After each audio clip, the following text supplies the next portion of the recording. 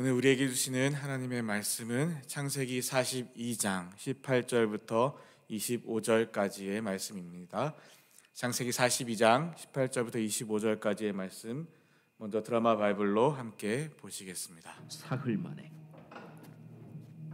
나는 하나님을 경외하노니 너희는 이같이 하여 생명을 보존하라. 너희가 확실한 자들이면 너희 형제 중 한 사람만 그 옥에 갇히게 하고 너희는 곡식을 가지고 가서 너희 집안의 굶주림을 구하고 너희 막내 아우를 내게로 데리고 오라. 그러면 너희 말이 진실함이 되고 너희가 죽지 아니하리라. 하니 그들이 그대로 하니라. 그들이 서로 말하되 우리가 아우의 일로 말미암아 범죄하였도다. 그가 우리에게 애걸할 때에 그 마음의 괴로움을 보고도 듣지 아니하였으므로 이 괴로움이 우리에게 임하도다. 르우벤이 그들에게 대답하여 이르되 내가 너희에게 그 아이에 대하여 죄를 짓지 말라고 하지 아니하였더냐. 그래도 너희가 듣지 아니하였느니라. 그러므로 그의 핏값을 치르게 되었도다. 그들 사이에 통역을 세웠으므로 그들은 요셉이 듣는 줄을 알지 못하였더라. 요셉이 그들을 떠나가서 울고 다시 돌아와서 그들과 말하다가 그들 중에서 시므온을 끌어내어 그들의 눈앞에서 결박하고 명하여 곡물을 그 그릇에 채우게 하고 각 사람의 돈은 그의 자루에 도로 넣게 하고 또 길 양식을 그들에게 주게 하니 그대로 행하였더라. 아멘. 우리 오늘 본문 말씀 저와 여러분 한 절씩 교독하실 때에 제가 먼저 봉독하겠습니다. 사흘 만에 요셉이 그들에게 이르되 나는 하나님을 경외하노니 너희는 이같이 하여 생명을 보전하라. 너희가 확실한 자들이면 너희 형제 중 한 사람만 그 옥에 갇히게 하고 너희는 곡식을 가지고 가서 너희 집안의 굶주림을 구하고 너희 막내 아우를 내게로 데리고 오라. 그러면 너희 말이 진실함이 되고 너희가 죽지 아니하리라 하니 그들이 그대로 하니라. 그들이 서로 말하되 우리가 아우의 일로 말미암아 범죄하였도다. 그가 우리에게 애걸할 때에 그 마음의 괴로움을 보고도 듣지 아니하였으므로 이 괴로움이 우리에게 임하도다. 르우벤이 그들에게 대답하여 이르되 내가 너희에게 그 아이에 대하여 죄를 짓지 말라고 하지 아니하였더냐. 그래도 너희가 듣지 아니하였느니라. 그러므로 그의 핏값을 치르게 되었도다 하니 그들 사이에 통역을 세웠으므로 그들은 요셉이 듣는 줄을 알지 못하였더라. 요셉이 그들을 떠나가서 울고 다시 돌아와서 그들과 말하다가 그들 중에서 시므온을 끌어내어 그들의 눈앞에서 결박하고 명하여 곡물을 그 그릇에 채우게 하고 각 사람의 돈은 그의 자루에 도로 넣게 하고 또 길 양식을 그들에게 주게 하니 그대로 행하였더라. 아멘. 이번에 여러분께서 먼저 읽겠습니다. 시작. 사흘 만에 요셉이 그들에게 이르되 하나님을 경외하노니 너희는 이같이 하여 생명을 보존하라. 너희가 확실한 자들이면 너희 형제 중 한 사람만 그 옥에 갇히게 하고 너희는 곡식을 가지고 가서 너희 집안의 굶주림을 구하고 너희 막내 아우를 내게로 데리고 오라. 그러면 너희 말이 진실함이 되고 너희가 죽지 아니하리라 하니 그들이 그대로 하니라. 그들이 서로 말하되 우리가 아우의 일로 말미암아 범죄하였도다. 그가 우리에게 애걸할 때에 그 마음의 괴로움을 보고도 듣지 아니하였으므로 이 괴로움이 우리에게 임하도다. 그들에게 대답하여 이르되 내가 너희에게 그 아이에 대하여 죄를 짓지 말라고 하지 아니하였더냐. 그래도 너희가 듣지 아니하였느니라. 그러므로 그의 핏값을 치르게 되었도다 하니 그들 사이에 통역을 세웠으므로 그들은 요셉이 듣는 줄을 알지 못하였더라. 요셉이 그들을 떠나가서 울고 다시 돌아와서 그들과 말하다가 그들 중에서 시므온을 끌어내어 그들의 눈앞에서 결박하고 명하여 곡물을 그 그릇에 채우게 하고 각 사람의 돈은 그의 자루에 도로 넣게 하고 또 길 양식을 그들에게 주게 하니 그대로 행하였더라. 아멘. 자, 오늘 창세기 42장 두 번째 파트를 보게 됩니다. 어제 첫 번째 파트를 보셨고요. 오늘 두 번째 파트를 보게 됩니다. 오늘 말씀 18절이 이렇게 시작이 됩니다. 3일째 되는 날. 3일째 되는 날. 언제로부터 3일이 되는 날입니까? 우리 어제 말씀 보신 분들은 아시겠지만 요셉의 형들이 이제 요셉에게 애굽에게 애굽 땅에 와서 곡식을 얻으려 할 때에 애굽의 총리였던 요셉이 그 형들을 알아보고, 형들은 요셉을 못 알아봤지만 요셉은 형들을 알아보고 형들에게 정탐꾼이다, 너희가 이 땅을, 이 나라를 정탐하러 왔다라고 그렇게 몰아붙이면서, 너희의 말이 너희가 정말 정탐꾼이 아니라 곡식을 얻으러 온 것이면 너희의 말의 진실함을 증명해라 라고 이야기하고 형들을 모두 다 감옥에 가두어 둡니다. 그리고 감옥에 가둔 지 3일째 되는 날, 그래서 오늘 28절에 3일째 되는 날은 형들을 감옥에 가둔 지 3일째 되는 날입니다. 그날 요셉이 형들에게 말하게 됩니다. 그리고 그 말이 나는 하나님을 두려워하는 사람이다 라는 말을 해요. 여러분, 형들을 3일 동안 감옥에 가두어 놓고서 요셉의 마음이 어땠을까요? 나라면 어땠을까라는 생각을 해보았습니다. 저는요, 요셉 같은 사람이기보다는 오히려 야곱 같은 사람이라, 그래서 저는 정말 부족하고 못난 사람인데요. 나라면 어땠을까? 저의 지난 날들의 모습들을 돌아보고 저의 연약함의 모습들을 돌아보니 저는 요셉처럼 못했을 것 같아요. 저는 아마도 애굽의 총리가 되어서 많은 부와 권력과 명예와 그리고 높은 자리를 차지하고, 그러면서 지난날의 아픔과 상처들을 꾹꾹 눌러 담고 덮어두고, 그래도 내가 이렇게 사니까 잊어버리자, 고난과 그 억울함들을 잊어버리자 했을진 모르겠지만, 그러다가 다시 그 정말 아픔과 상처와 나의 억울함과 나의 한이 되는 그 사람들, 나를 죽이려 하고 나를 팔아넘기려 했던, 심지어 그들이 강도도 아니고 모르는 사람도 아니고 나의 형들이 나를 팔아넘기고 죽이려고 했었던 그 일이 마음 깊은 곳에 응어리져 있어서 그 형들을 다시 만나게 되었을 때 저는 가만히 못 있었을 것 같아요. 저는 그 형들을 감옥에 가두어 놓고 지난날에 대한 억울함과 그것에 대한 분노가 일었을 것 같고요. 또한 예전에 꾸었던 그 꿈, 다 내 앞에서 무릎을 꿇게 되는 그 꿈이 지금 내 눈앞에 현실로 일어나고 벌어지고 있고 이루어지고 있는 그 모습을 보면서 알게 모르게 쾌감을 느꼈을 수도 모르겠습니다. 쾌감을 느끼고 또한 분노를 느끼고 3일이 뭡니까? 3일이 아니라 30일, 3년도 가둬놨을 것 같습니다. 그런데요, 요셉은 저랑 달라요. 요셉은 형들을 가두어 놓고 마음이 별로 편하지 않았나 봅니다.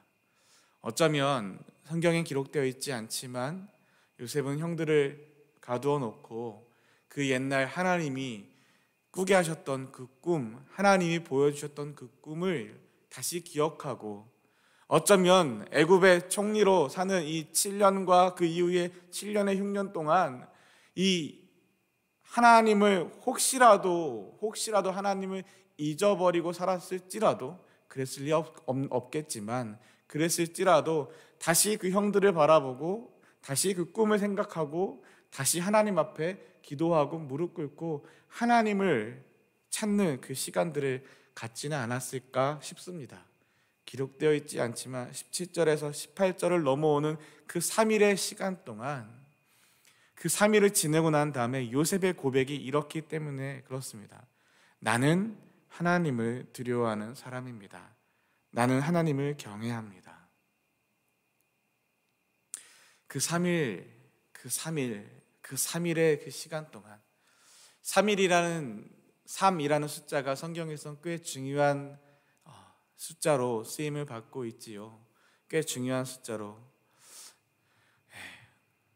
그런 여러 가지 연관된 이야기를 하지 않더라도 이 3일 동안 요셉의 마음에 어떠한 일이 있었는지, 나는 하나님을 두려워하는 사람입니다 라는 하나님을 고백하게 됩니다. 이 하나님을 믿는 히브리 사람들 앞에서 이 애굽의 총리가 태양신을 섬기고 그 애굽의 왕을 섬기는, 바로를 섬기고 태양신을 섬기는 이 애굽의 총리가 이 히브리 사람들 앞에서 나는 하나님을 경외합니다, 나는 하나님을 두려워합니다, 나는 하나님을 두려워하는 사람입니다라는 그 이야기를 한다는 거, 여러분 이게 쉬운 일인 것 같습니까? 여러분 이게 그냥 할 수 있는 말인 것 같습니까? 그리고 개인적으로 요셉의 지난 삶을 돌아보더라도 채색 옷을 입고 아버지의 집에서 그렇게 아버지의 사랑을 혼자 독차지하고 형들에게 온갖 미움을 받으면서 그렇게 살았던 때, 그리고 그 미움을 받다가 나중에 결국 형들에게 구덩이에 던져지고 버림받고 죽임을 당할 뻔하고, 그러다가 팔려가 찐이대장 보디발의 집에 종으로 팔려가서 사랑받던 아들, 상속자의 옷을 입었던 그 아들의 모습에서 종의 모습으로 떨어져 버린, 그 이방인의 종의 모습으로 떨어져 버렸던 그 요셉의 모습, 그때를 기억하고, 그리고 나서 다시 그 깨끗하고 정결하고 순결하고 정직하게 행했음에도 불구하고 억울한 누명을 쓰고 감옥에 갇히는 죄인이 되었을 때, 그 감옥에서의 아들에서, 상속자에서 종에서 죄인으로 점점 나락으로 떨어져가는 그 과거의 지난 삶을 되돌아보며, 그 감옥에서 술 맡은 관원장, 떡 맡은 관원장의 꿈을 해석해 주었음에도 불구하고, 나를 기억해 달라라고 부탁했음에도 불구하고 까마득히 잊어버리고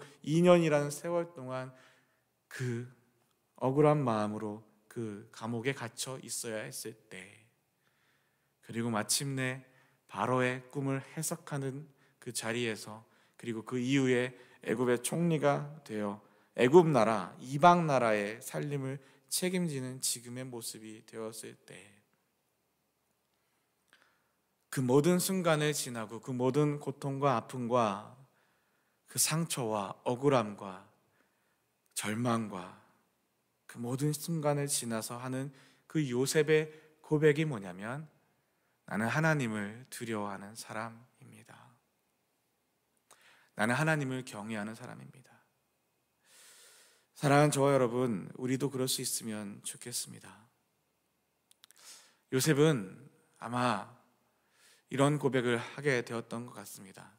내가 아버지의 집에 아들로 있었지만 그러다가 형들에게 죽임을 당하게 되었을 때, 그때 하나님은 나를 살려내셨습니다. 내가 종으로 팔려가서 그곳에서 종으로, 노예로 살아가게 되었을 때, 그때도 하나님은 나와 함께 하셔서 나를 살려내어 그 집의 살림을 총 책임지는 사람으로 하나님은 나를 살려내셨습니다. 내가 비록 억울한 누명을 쓰고 감옥에 갇혔지만 하나님은 그때도 나와 함께 하시고 나를 살려내셔서 그곳에서 간수장의 은혜를 받게 하시고 그곳에서 많은 일들을 돌아보며 살피는 일을 하게 하셨습니다.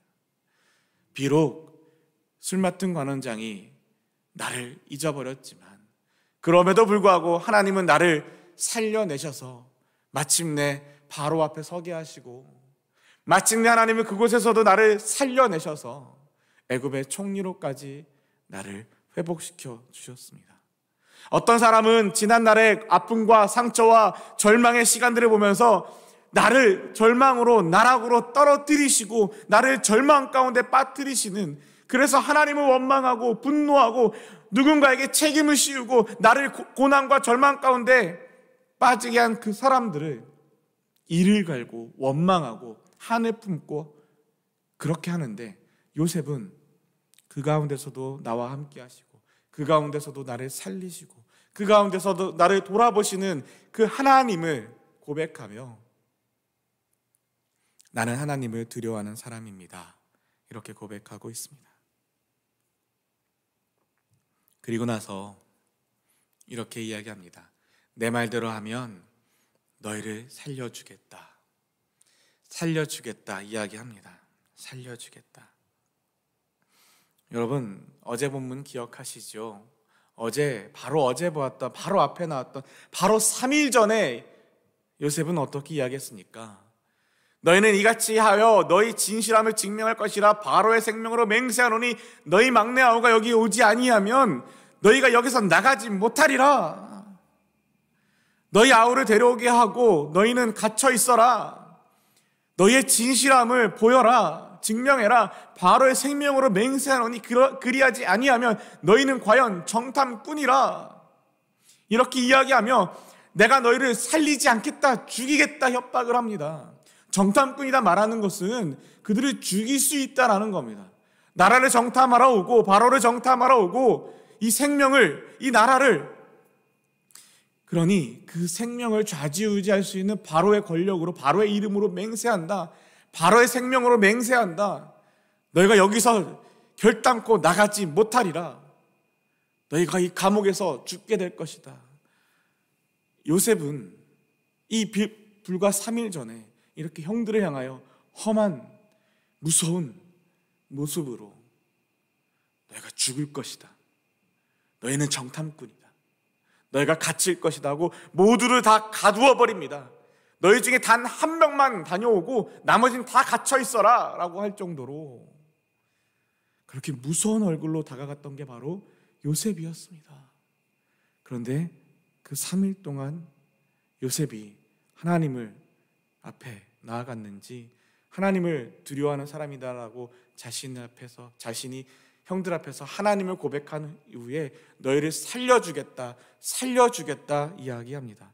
지난 세월 동안 자신을 살려주었던 그 하나님, 자신을 온갖 상황 속에서 살려내셨던 그 은혜를 베푸시고 함께 하셨던 그 하나님을 고백하며 또한 요셉도 그 하나님을 닮아서 나도 너희를 살려주겠다라고 이야기합니다. 그런데 단순히 이 형들, 눈앞에 있는 이 형들만 살려주겠다라는 것이 아니라 19절의 말씀을 보면 만약 너희가 정직한 사람이라면 너희 중 한 사람만 여기 감옥에 남아있어라. 어제 뭐라고 그랬어요? 3일 전에 이 형들을 가두면서 뭐라고 했어요? 한 명만 다녀오고 나머지는 다 가두어 있어라 라고 했던 이 요셉이 말을 뒤집어서 한 명만 남아있고 다 돌아가라고.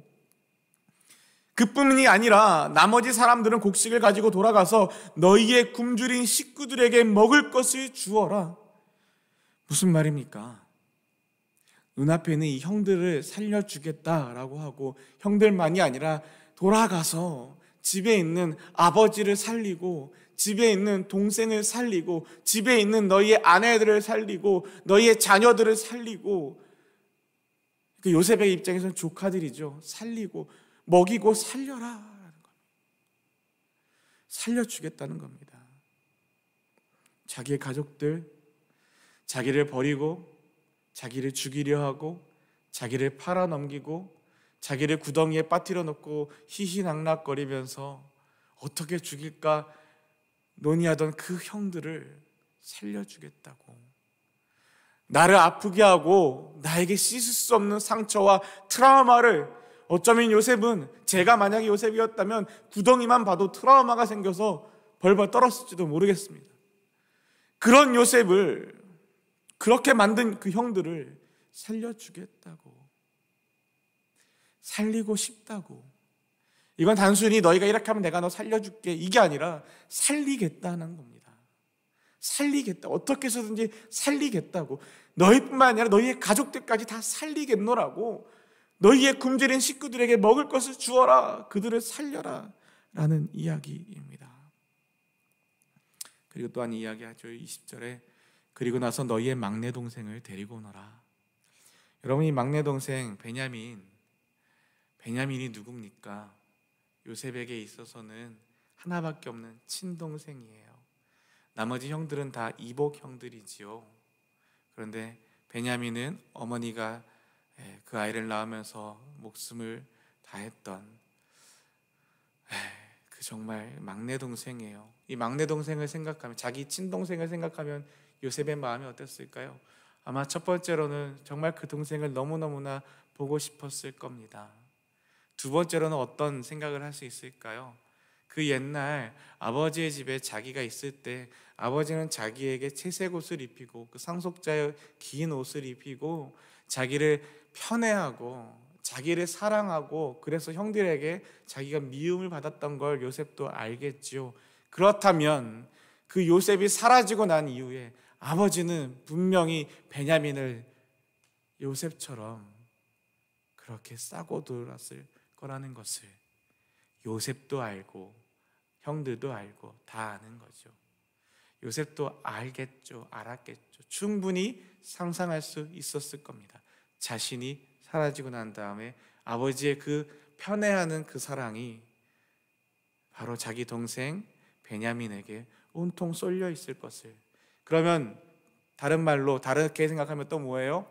형들이 또한 그 베냐민을 미워했을 거다라고 충분히 생각할 수 있겠죠. 오늘 이렇게 형들이 곡식을 얻으러 왔을 때 이 베냐민이 빠져있는 그 모습만 보더라도 충분히 상상할 수 있는 것 아니겠습니까? 아버지가 베냐민은 보내지 않았구나. 그 옛날 나를 그렇게 감싸고 도셨던 것처럼 내가 없어진 이후에 내 동생 베냐민을 감싸고 도셨겠구나.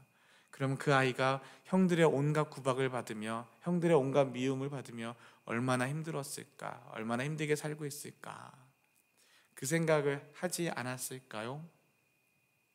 어찌되었든 오늘 당장 오지 않았던, 확인되지 않은 그 동생, 어쩌면 그런 두려운 마음이 있지 않았을까요? 형들이 나를 구덩이에 던졌던 것처럼 혹시 베냐민도 그런 무서운 마음이 혹시나 있지는 않았을까요? 그래서 그런 이야기합니다. 너희의 막내 동생을 데리고 와라. 만약 그렇게 하면 너희의 말이 진실인 줄 알고 너희를 살려주겠다. 자, 18절에서도 너희를 살려주겠다. 19절에서도 너희의 가족들을 살려주겠다. 20절에서도 동생을 데리고 와라. 너희를 또한 살려주겠다. 살려주겠다. 살려주겠다. 살려주겠다. 살리겠다라고 계속해서 이야기합니다. 어제에서는 정탐꾼이다, 나가지 못한다, 너희 여기서 갇힐 것이다, 너희를 죽이겠다라고 했던 그 요셉이 살려주겠다, 살려주겠다, 살려주겠다. 하나님을 고백한 이 요셉은 그 하나님의 마음을 품고 하나님을 닮아서 살리려고 합니다. 죽이려고 하는 것이 아니라 살리겠다고 합니다. 하나님은요, 우리를 죽이시려고 하시는 분이 아니라 우리를 어떻게 해서든지 살려내시겠다 하시는, 살리시겠다 하시는 분이 바로 우리 하나님이십니다. 그 모습을 닮아 있습니다. 그리고 그들은 요셉의 말대로 하기로 했습니다. 21절이에요. 이제 그들이 자기들끼리 말해요. 요셉이 눈앞에 있는데, 요셉이 앞에 있는데도 불구하고 자기들끼리 말해요. 못 알아듣는 줄 알고 자기들끼리 말해요. 우리가 동생에게 한 일 때문에 이런 벌을 받는가 보다. 우리가 동생이 고통을 당하면서 우리에게 살려달라고 애원하는 것을 보면서도 동생의 말을 듣지 않았다. 그래서 우리가 지금 이런 고통을 당하는 것이다. 지금 이런 고통을 당한다라고 이야기하고 있습니다. 이런 말을 들을 때 여러분 아시죠? 요셉은 이 말을 다 알아들을 수가 있죠. 이런 말, 요셉은 요즘 말로 하면 이중 언어가 가능한 애굽의 1.5세입니다. 히브리 출신의 애굽 사람으로서 1.5세로서 이중 언어가 가능해요. 다 알아들어요. 이런 벌을 받는가 보다. 동생의 일, 그 동생이 누구예요? 지금 바로 눈앞에 있는 요셉이에요. 형들이 자기의 이야기를 하고 자기의 지난 아픔, 과거의 이야기를 하고 우리가 그때 동생을 살려주지 않고 동생의 말을 듣지 않고 그때 동생을 팔아넘겨서 그래서 우리가 이런 벌을 받는구나, 이런 고통을 당하는구나 하는 형들의 이런 이야기를 듣습니다.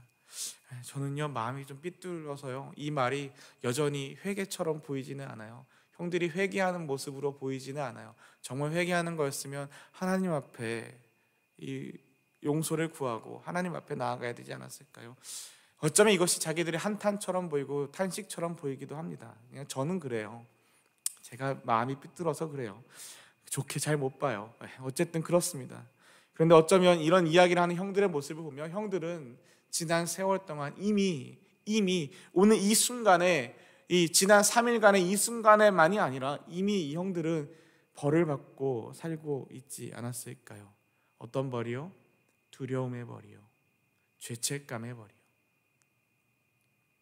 아버지가 슬퍼하는 모습을 봐야 했고 형제들 중에 누군가가 이 이야기를 자기 동생을 팔아넘긴 것을 다시 고백하지는 않을까 하는 서로를 의심하는 그 고난을, 그 벌을 받아야 했고, 하나님 앞에서의 죄책감의 벌을 받아야 했고, 두려움의 벌을 받아야 했던, 그렇게 평생에 이 일을 마음에 품고 말하지도 못하는 그 일을 품고 사는 그 벌을 받고 있지 않았을까요?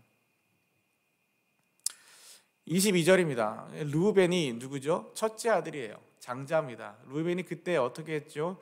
동생들에게, 요셉의 형들에게 이 동생을 죽이지 말자, 해하지 말자라고 이야기는 했었습니다. 그래서 잠깐 어디 갔다가 다시 돌아왔더니 요셉을 이미 팔아버렸죠. 그때도 이미 동생들 앞에서 형의 체면이 없었고 형의 말이 먹히지 않았던, 형으로서의 권위가 없었던 사람이 바로 르우벤이었습니다. 근데 왜 그랬는지 아시죠? 그런 일이 있었기 때문에. 근데 이 르우벤이 첫째인데 한다는 말이, 내가 그 아이를 해치지 말라고 하지 않았었느냐? 그런데 너희가 내 말을 듣지 않았다라고, 너희가 내 말 듣지 않았다고. 큰 형인데, 큰 형이 동생들을 다독거리거나 좀 이렇게 품어주고, 그리고 이 동생들을 오히려 하나님 앞으로 이끌거나 이런 모습이 아니라, 너희가 내 말 듣지 않았잖아. 내가 뭐라 그랬어? 자기가 맞았다고, 내 말 듣지 않았다고 책망하고 오히려 고통에 고통을 더하는 그런 이야기들을 하고 있습니다. 그러면서 이야기합니다. 그 아이에게 한 일 때문에 우리가 지금 이런 벌을 받고 있는 거야. 첫째 아들, 큰 아들로서의 모습이라고 보기에는 조금 아쉽지만 계속해서 21절, 22절에 그 형들이, 요셉의 형들이 하는 말이, 우리가 벌을 받는가 보다, 고통을 당하는구나, 이런 벌을 받는구나. 무엇 때문에? 자기들이 동생 요셉에게 했던 일들 때문에 그 이야기를 합니다. 그리고 23절에 요셉은 자기 형들에게 말할 때 통역하는 사람을 통해서 말을 했습니다. 알아듣고 말할 수 있음에도 불구하고 애굽의 총리로서 통역을 세워놓고 이야기합니다. 자기의 신분을 여전히 감추고 있는 겁니다. 자기가 히브리 사람이라는 것을, 당신들의 동생이라는 것을 여전히 감추면서 이야기하는 겁니다. 그래서 형들은 생각하지 못했습니다. 근데 여러분 여기 보세요. 21절에는 그 형들이 그 예전에 동생이 살려달라는 그 말을 듣지 않았어요. 그 말을 듣지 않았어요. 그리고 오늘날 그 형들은 다시 요셉이 그 형들의 말을 알아들을 거라는 걸 생각하지 않았어요. 생각하지 못했어요. 동생의 말을 듣지도 않고, 그 옛날 동생의 말을 듣지도 않고, 오늘 그 동생이 요셉이 알아들을 거라는 걸 생각지도 못했던 그 형들의 모습, 이렇게 또한 볼 수가 있습니다. 24절에요. 그 말을 다 알아듣고 그 마음이, 이 24절에 이 세번역 성경에서는, 쉬운 성경에서는 요셉은 형들이 있는 곳에 나와 울었습니다 라고 이야기하지만, 세번역 성경에서는 뭐라고 번역해 놓냐면 듣다 못하여 라고 앞에 붙습니다. 듣다 못하여 요셉은 밖으로 나가서 울었습니다. 듣다 못하여. 요셉이 그 말을, 형들이 이야기 다 듣다가 그 마음이 울음을 참지 못하여 형들이 있는 곳에서 나와서 울었습니다. 여러분, 이때 요셉이 대성통곡을 하면서 울었을까요? 큰 소리를 내면서 울었을까요? 아니요. 요셉은 큰 소리를 내면서 울지도 못합니다. 통곡하지 못합니다. 왜냐하면 요셉은 총리이기 때문에 그래요. 애굽의 총리이고 바로의 총리예요. 바로의 총리, 애굽의 총리가 대성통곡을 하고 소리내어 큰 소리로 운다는 것은 두 가지의 경우에 그럴 수 있습니다. 하나는 바로 왕이 죽었거나 큰 병에 걸렸거나, 또 하나는 그 나라에 큰 재앙이 당했거나, 그랬을 때만 총리가 크게 통곡하면서 울 수 있는 거지 함부로 울지도 못합니다. 만일 왕이 건강하고 나라에 아무 일도 없고 평안한데 총리가 크게 울었다, 통곡하며 울었다라는 것은 그 당시에 그 왕의 죽음을 바라거나, 혹은 왕이 큰 해를 당하거나 나라가 큰 해를 당했다라는 그런 모습이기 때문에 총리로서는 그렇게 할 수가 없는 거죠. 또한 요셉이 나와서 큰 소리로 울었다면 형들이 다 알아듣고 무슨 일인가 의아해하지 않았겠습니까? 그래서 오늘 본문에서는 요셉은 형들이 있는 곳에 나와서 조용히 울었을 겁니다. 입을 틀어막고 울었겠죠. 꾹 참고 울었을 겁니다. 소리 내지 못하고 울었을 겁니다. 그리고 얼마 있다가 다시 돌아와 형들에게 말합니다. 눈물을 닦고 울음을 멈추고 세수도 하고 다시 아무 일 없다는 듯이 다시 돌아와서 형들에게 말합니다. 이런저런 말들을 하고요. 그리고 나서 요셉은 시므온을 붙잡아 다른 형들이 보는 앞에서 시므온을 묻습니다. 시므온이 묻고 잡아서 시므온은 왜 시므온이냐라는 것에 어떤 목사님은 시므온이 가장 악하고 가장 잔인했기 때문에 시므온을 묶었다라고 이야기합니다. 모르겠습니다. 아마 그랬을지도 모르겠습니다. 근데 어쨌든 형들 앞에서 시므온 형을 묶어 가두고 그리고 나머지 형들을 돌려보냅니다. 돌려보낼 때 어떻게 합니까? 요셉이 종들에게 이제 이야기합니다. 애굽의 말로 이야기했겠죠. 형들이 못 알아듣는 말로 이야기했겠죠. 종들에게 이야기합니다. 형들의 가방에 곡식을 가득 채우라. 돈을 다 돌려주라. 곡식을 사기 위해 가지고 왔던 돈 다 돌려주라. 그거 필요하다. 형들 살아가는데. 그래야 또 다음에 또 와서 또 살 거 아닌가라는 생각도 했을지도 모르겠습니다. 어찌되었든 곡식도 채워주고 돈도 돌려주고 그리고 또한 그뿐만이 아니라 집으로 돌아가는 길에 그 가는 길 여정에도 필요한 물건들을 넣어주라. 필요한 물건들, 필요한 양식들. 이 곡식을 채워서 가다가 배고파서 그 가는 길에 다 먹고 혹은 없어지고 나면 가서 집안에 있는 아버지와 동생과 아내와 자녀들과 이 조카들을 챙기지 못하니 가는 길에 필요한 물건들도 필요한 곡식들도 다 넣어주라고 명령했습니다. 여러분, 이런 명령이 일반적인 명령이었겠습니까? 돈을 돌려주라는 게, 돈을 안 받고 곡식을 공짜로 주라는 게 여러분 이게 말이 되는 명령입니까? 종들이 이런 명령을 자주 받았을까요? 이전에 받아봤을까요? 모르긴 몰라도 아마 처음 받는 명령이었을걸요.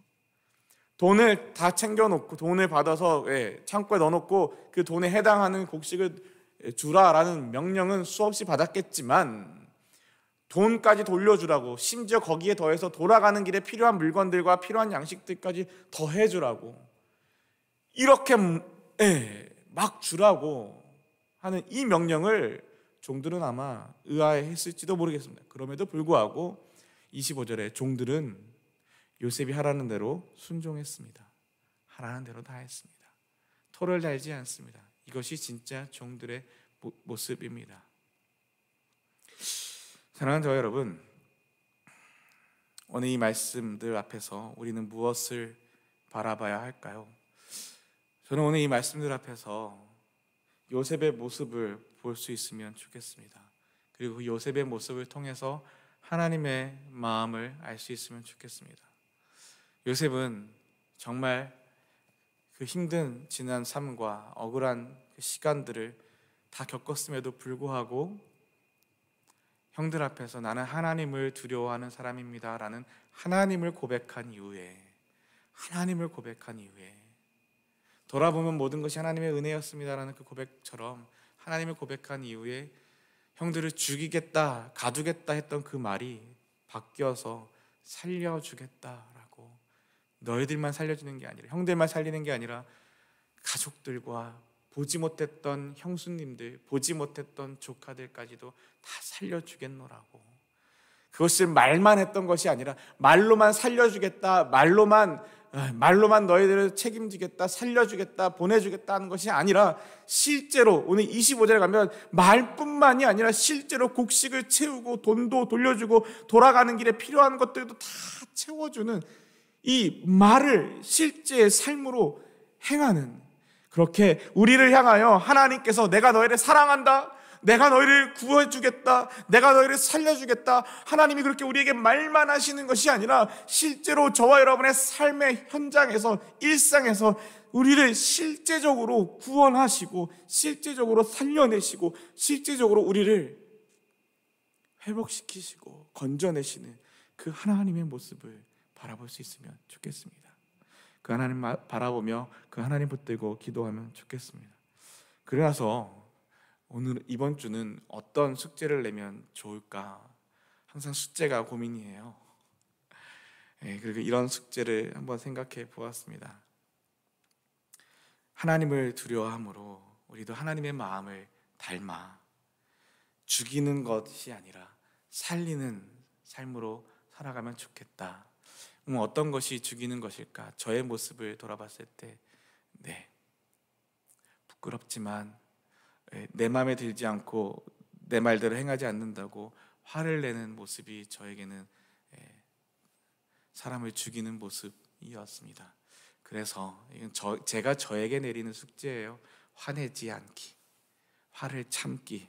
얼마나 참아야 될까? 하루에 한 번만 참으면 된다고 숙제를 낼까 하다가 3번을 참아야 되나?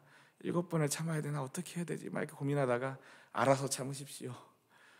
어찌되었든 화를 참는, 그게 내가 억지로 꾹 하고 참는 게 아니라 하나님을 두려워함으로 나를 향하여 참아주시는 하나님, 이 못난 나를, 나 같은 죄인을 살려내시는 그 하나님을 고백하면서 그 하나님 때문에 나도 그 은혜를 받았으니 또한 나도 값없이 그 은혜를 나누는, 그렇게 사랑하며 참고 견디고 사랑하며 살아가는 저와 여러분 되시기를 주님의 이름으로 축원합니다. 주님이 가르쳐 주신 기도 올려드리고 또한 계속해서 기도의 제목을 나누도록 하겠습니다. Our Father who art in heaven, hallowed be thy name. Thy kingdom come, thy will be done on earth as it is in heaven. Give us this day our daily bread, and forgive us our trespasses, as we forgive those who trespass against us. And lead us not into temptation, but deliver us from evil. For thine is the kingdom, the power, and glory, forever and ever. 아멘. 우리 오늘 말씀 18절, 19절, 20절 기억하시면서 살려주겠다, 너희를 살려주겠다 라고 말하는 이 요셉의 모습 속에서 우리를 살리시려고 하시는 하나님의 모습, 하나님의 마음을 바라볼 수 있으면 좋겠고, 또한 우리도 그 은혜를 값없이 받았으니 우리도 또한 다른 사람들을 살려내는, 참아주고 용서하고 그들을 어찌되었든 하나님의 은혜로 살려내는, 그렇게 살리는 사람들이 되기를 주님의 이름으로 축원합니다. 이 말씀 붙들고 함께 기도하고요. 우리를 살리시는 그 하나님의 말씀들이 이 십계명에 다 담아있지 않습니까? 하나님을 사랑하고 이웃을 사랑하며 살아가는 것이 바로 우리가 하나님의 은혜로 생명을 얻어 살아가는 길인 줄 믿습니다. 이 계명의 말씀들 붙들고 함께 기도하고요. 또한 이번 한 주간 기도하는 무숙자 봉사 여러 팀들을 위하여 정말로 소망을 잃은 사람들에게 음식으로, 사랑으로 살려내는 그 사역을 하는 분들이 바로 이 무숙자 봉사팀이지 않겠습니까? 살려내는 그 한 사람 한 사람들 하나님께서 은혜 주시기를 위해서 기도해 주시고요. 교회를 위해서 기도해 주시고요. 오늘 수요 여성 예배와 수요 예배 말씀을 전하실 담임 목사님과 함께 예배할 우리들을 위해서 서로 기도해 주시고요. 교육부를 위해서 EM, 대학부, 청년부, 어원화, 한글학교 그리고 피택 직분자들을 위해서 기도해 주시고요. 지난 며칠간 제가 잠을 잘 못 자고 있는데 우리 고국 한국에서 이태원 사고로, 압사 사고로 인해서 155명의 젊은 친구들이, 10대 20대의 젊은 청년들이 155명이나 그 생명을 잃었습니다. 희생자와 그 유가족들과 또한 지금도 많은 부상자들이 생명의 길을 오고 가고 있습니다. 위에서 기도해 주시고 함께 애통하고 조롱하고 비난하는 모습들이 우리 가운데 없도록, 지금은 그 사건과 그 사고를 해석하고 책임자를 찾는 그럴 때가 아니라 그들의 아픔에 동감하고 함께 아파하고 함께 울어주어야 할 때인 줄 믿습니다. 위에서 기도를 부탁드리고요. 여러 환우들을 위해서 기도해 주시고요.